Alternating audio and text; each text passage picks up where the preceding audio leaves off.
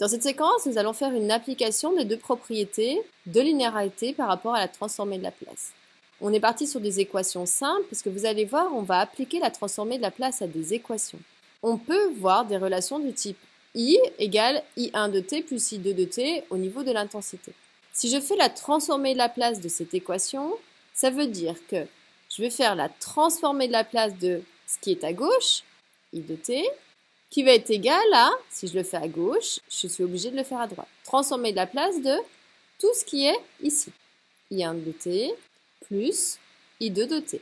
Et maintenant, on va utiliser la propriété, puisque je sais que la transformée de Laplace d'une somme, c'est la somme des transformées de Laplace.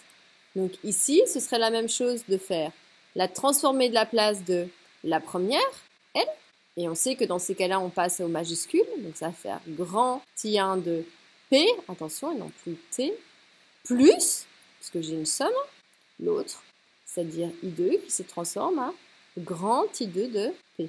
Et on sait que dans ces cas-là, la transformée de Laplace de petit i de T, ça devient grand I de P. Donc là, j'ai énormément détaillé, hein. Ça, à force, on ne l'écrira même plus. Et c'était vraiment pour vous montrer qu'est-ce que ça veut dire d'appliquer la transformée de Laplace à une équation.